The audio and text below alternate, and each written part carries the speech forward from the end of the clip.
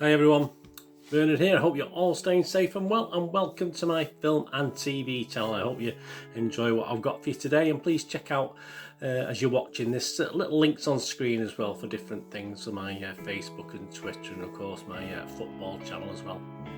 And please, all your comments are very welcome. Just let us know and push that subscribe button. Don't forget, please push the subscribe button. Make sure your notifications set to public as well if you want to know when these vlogs are coming out. Push that notification button as well. So anyway, please enjoy. Right, today we're going over to Mr. Ridley Scott. Yes, and interesting. He still keeps ploughing these films out, doesn't he? Absolutely amazing. The Last Duel we're going to look at today, an 18 certificate, 2 hours 32 minutes. Did it feel like it? It did a little bit at times, yes, but I wouldn't expect anything less really from Mr. Scott, to be honest with you, than that sort of length of running time for a movie. Of course, it's a historical drama, directed and produced by Ridley Scott himself, based on the 2004 book of the same name. Eric Yeager wrote that, with a screenplay by Nicole Koloff-Senna, Ben Affleck and Matt Damon. Yeah, they combined there and don't always come up with great stuff, do they?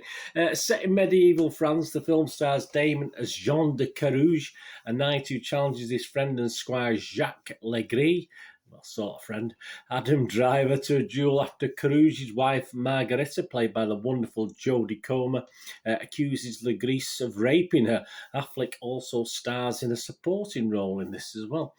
Filming took place obviously over and around COVID, from February to October 2020, of course, with the several months off for the COVID pandemic. It was released in the United States and the UK on October the 15th, 2021. So all these scores are as at the 17th of October 2021, just 2 p.m. UK time. So please take that into account. Right, Rotten Tomatoes, yeah, the first site we look at. 86% of the 171 critics gave the film a positive review, an average rating of 7.5 out of 10, which is pretty good. 148 fresh and 23 rotten. Clarice Luffrey is fresh on this. She said, "The Last Duel is perfectly engrossing as a slice of historical intrigue, a clash of iron wills and iron swords, all muddled in the battlefields of medieval France." Neil, sorry, I knew I'd get that wrong. Nell Minot is a bit rotten on this, though. She's from Movie Mom's site. The Last Duel is well-intentioned, but ponderous and pretentious. Pretentious, Mr. Scott? Never. The consensus reads, "The Last Duel's critique of systemic misogyny isn't as effective as it might have been, but it remains a well-acted and thought-provoking drama infused with epic grandeur." Rotten Tomato audience, yeah, they liked it. It's averaging 4 out of 5, so 8 out of 10. Metacritic, the other little critic site we look at, a weighted average of 68 out of 100, so not as high, but still doable. 68 out of 100 based on 45 critics, and it scored anywhere between 40 out of 100 and 83 out of 100. The 40 out of 100, one of the low scores, was from Screen Daily's Fionnuala Halligan. They said, "Whether it's the sheer weight of the narrative repetition, which involves rewatching a brutal rape," it did, "or the two men, one woman perspective, which results in an underwritten character and a strained performance from Comer. The Last Duel is crushed by the weight of its own armour." Very clever. 8 out of 100, though, from Total Films' James Mottram. He's liked it a lot.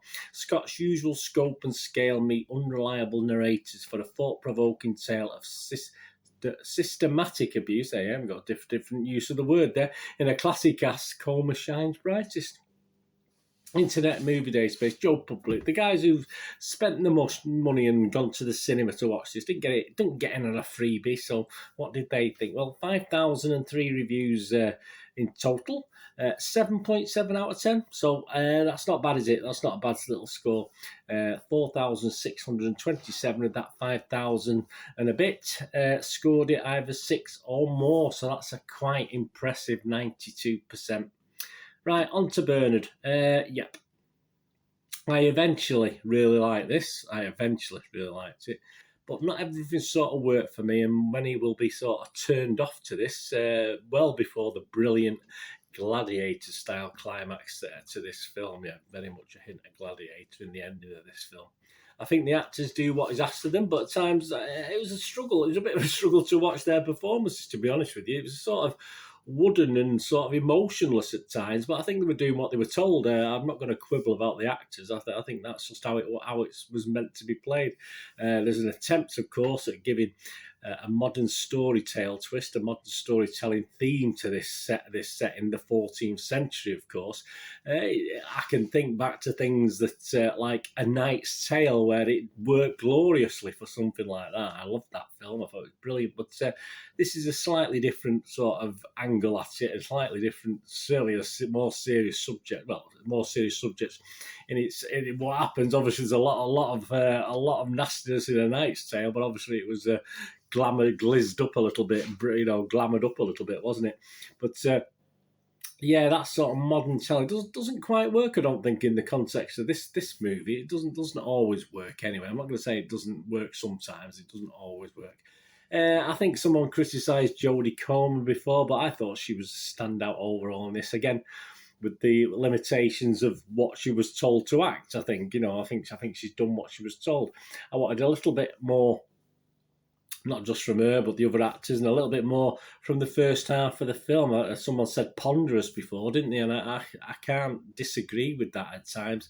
And I wasn't quite sure about midway through why we kept getting an identical rape scene reenacted from different points of view. There was no difference between the rape scenes. It was exactly the same point of view from one character to another. So why we have to be had that sort of thrust in our faces yet again? I'm not 100% sure, to be honest with you. That was a bit weird. There must be some reason for it. I'm sure there's an interview with Mr. Scott as to why it was done like that.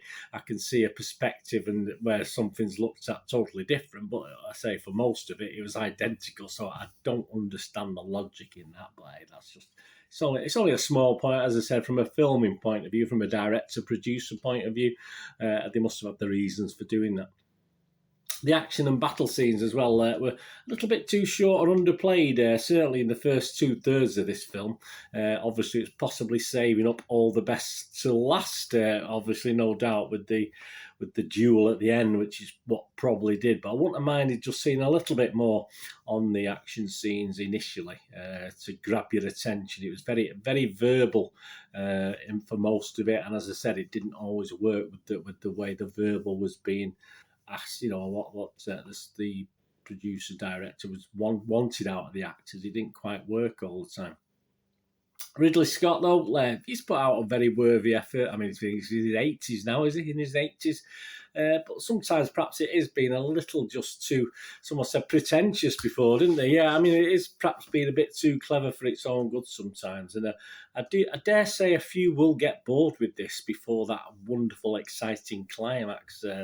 And certainly they say there's not enough action perhaps for some in those early knockings of the story to actually keep people actively involved. But overall, it's getting good marks. So a lot of people watch this, and perhaps a lot of Ridley Scott fans watch this and give it more credence than perhaps they should. But as I say, most people are enjoying this. So my little score, I'll be honest with you, until that final 15-20 minutes perhaps, probably would have been scoring just scraped a watchable rating, but I am going to give it a 7 out of 10, which is a good rating, a very good rating.